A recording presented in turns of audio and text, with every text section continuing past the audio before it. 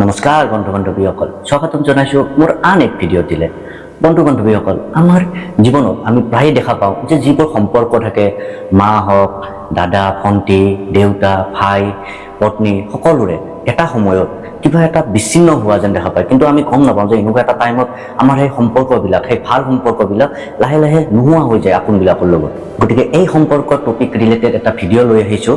যদি আপোনালোকে মোৰ চেনেলটো নতুন হয় তেতিয়াহ'লে এবাৰ ছাবস্ক্ৰাইব কৰি দিব আৰু ভিডিঅ'টো ভাল পালে লাইক কৰি দিব। আহকচোন এই গোটেইবিলাক বস্তু এটা কাহিনীৰ দ্বাৰা আমি শুনো। বহু বছৰ আগতে এটা বান্দৰে এটা সন্যাসীৰ কাষত গৈছিল।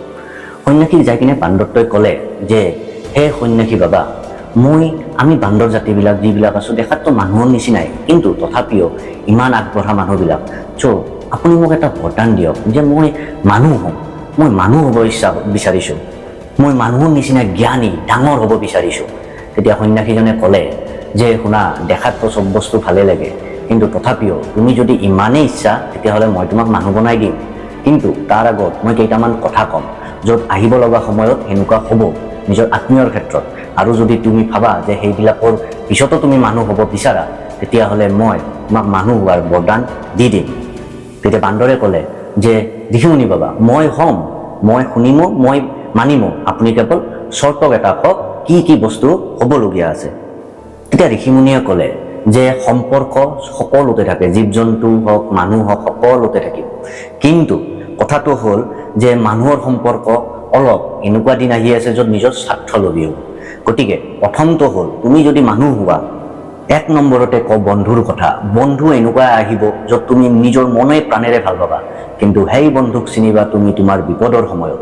বিপদৰ সময়ত সেই বন্ধু কোন ক'ত আপোন হৈ থাকে তেতিয়া গম পাবা, আৰু তেতিয়াহে বন্ধুৰ আচল ৰূপ আহিব। লগত তোমাৰ সদায় থাকিব, কিন্তু তোমাৰ বিপদত তুমি নাপাবা। এনেকুৱা দিন আহি আছে। ২ নম্বৰতে কওঁ ভাইৰ কথা।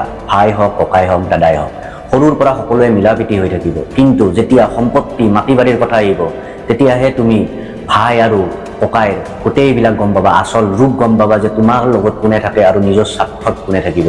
আৰু তেতিয়াই ককাই ভাই আচল ৰূপ দেখাই দিব। আৰু সেই হিচাপে ৩ নম্বৰ ভনীক চিনি পাবা বিয়াৰ পিছত, যেতিয়া সম্পত্তি কাজিয়া তোমাৰ লগত থাকিব নে নাথাকে, তোমাৰ লগত তুমি কিমান থাকিবা, তেতিয়াহে গম পাবা। গতিকে সৰুৰ পৰা একেলগে থকা ভাই ভনী পিছত গম পাবা, যেতিয়া কাজিয়া মাটি বাৰী সম্পত্তি যেতিয়া হ'ব, তেতিয়াহে ভাই ভনীৰ আচল ৰূপ দেখা পাবা।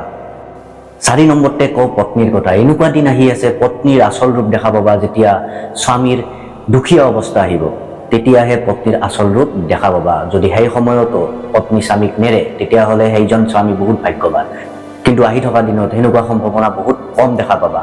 বহুত বেছি স্বাৰ্থলোভী পত্নীয়ে দেখা পোৱা যাব। ৫ নম্বৰতে স্বামীক চিনিব পৰা যাব পত্নীৰ অসুখৰ সময়ত। যোনবিলাক স্বামীয়ে অসুখৰ সময়তো পত্নীক নেৰিব, দুখৰ সময়তো নেৰিব, সেই পত্নী বহুত সুখ, বহুত ভাগ্যৱান। কিন্তু আহি থকা দিনতো সেনেকুৱা বহুত কম আছে। গতিকে চব স্বাৰ্থপৰ হৈ যাব। তুমি যেতিয়া বিয়া কৰাবা, তেতিয়া ল'ৰা ছোৱালী সন্তান জন্ম দিবা। সৰুতে চব ঠিকে থাকিব, কিন্তু ছোৱালী সন্তানক চিনিবা যৌৱনত।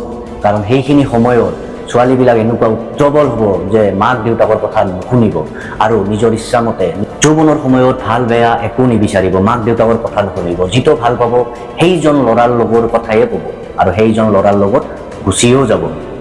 আৰু তোমাৰ পুত্ৰক চিনি পাবা বিয়াৰ পিছত। পুত্ৰ সৰুৰ পৰা তোমালোকক ইমান মৰম কৰিব মা দেউতাকক, কিন্তু যেতিয়া বিয়া হ'ব তাৰ পিছত আচল ৰূপ, আচল ৰং দেখা যাব, যিটো যুগ আহি আছে। পত্নীৰ কথা শুনি সেইখন ঘৰৰ পৰাই মা দেউতাকক গুচাই দিব, যিখন ঘৰত সি জন্ম পাইছিলে। ভাল বেয়া একো নুবুজিব। বিয়াৰ পিছত নিজৰ স্বাৰ্থ হৈ যাব, মাক দেউতাকৰ কথা নাভাবিব, যিটো আহিব লগা দিনবোৰত হৈ আছে। ইয়াৰ লগতে নিজৰ পুত্ৰ বা জীয়ৰী চিনি পোৱা যাব, নিজৰ সন্তানক চিনি পোৱা যাব মাক দেউতাকে বৃদ্ধ সময়ত কোনে কেনেকুৱা ব্যৱহাৰ কৰে। সেইখিনি সময়তো যদি মাক দেউতাকে বৃদ্ধ সময়ত ল'ৰা ছোৱালী পায়, তেতিয়াহ'লে সেই মাক দেউতাক বহুত ভাগ্যৱান। কিন্তু সেনেকুৱা বহুত কম সময়, বহুত কম দেখা যাব, যিটো দিন আহি আছে। অকল মাক দেউতাকে নহয়, ল'ৰা ছোৱালীয়েও দেউতাকক চিনিব পাৰিব যদি সিহঁতৰ মাক ঢুকায়। মাক ঢুকাৰ পিছত ল'ৰা ছোৱালীয়ে দেউতাককো চিনিব পাৰিব। এনেকুৱা সময় আহি আছে, মাক ঢুকোৱাৰ পিছত কি হয় কি নহয় কোনো নাই। যদি মাক ঢুকোৱাৰ পিছতো দেউতাক ঠিকে থাকে, তেতিয়াহ'লে সেই ল'ৰা ছোৱালীও বহুত ভাগ্যৱান। চব কথা শুনি বান্দৰে ঋষিমুনিক ক'লে যে, হে ঋষিমুনি বাবা, আপুনি গোটেইবিলাকৰ কথা ক'লে, কিন্তু এজন ৰৈ গ'ল সম্পৰ্কত। তেতিয়া ঋষিমুনিয়ে ক'লে কোন? তেতিয়া বান্দৰে ক'লে মা। মাক কেতিয়া চিনিব পৰা যাব? তেতিয়া ঋষিমুনিয়ে ক'লে যে এই যুগ হওক বা পিছৰ যুগ হওক, মাক চিনিবলৈ একো পৰীক্ষা নালাগে, মা সদায় মা হৈয়ে থাকিব। কোনো পৰিস্থিতিতে মা সলনি নহয়। আৰু কোনোবা যদি কলিৰ যুগত কয় যে মোৰ মা বেয়া বুলি, তেতিয়াহ'লে মাক দোষ দিয়াতকৈ তাৰ নিজৰ চৰিত্ৰ বা নিজৰ গুণক একবাৰ চাব লাগিব। নহ'লে ইমান সহজে মাক বেয়া পোৱা বুলি বা মাক সলনি হোৱা বুলি কোনেও ক'ব নোৱাৰে।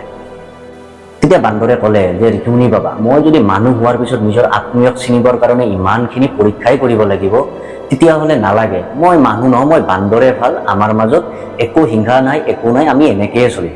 আৰু মানুহ হ'লেও যদি মাক সলনি নহয়, জন্তু হ'লেও মাকেই হয়, তেতিয়াহ'লে মই জন্তু হৈয়ে থাকিম, মই ইয়াতে থাকিম। তো বন্ধু বান্ধৱীসকল, এইটোতো এটা আছিল কাহিনী, কিন্তু যিবিলাক কথা কৈছে এইবিলাক অপ্ৰিয় হ'লেও সত্য আৰু বাস্তৱত হৈ আছে, আৰু পিছলৈকেতো আৰু ভয়ংকৰ হ'ব।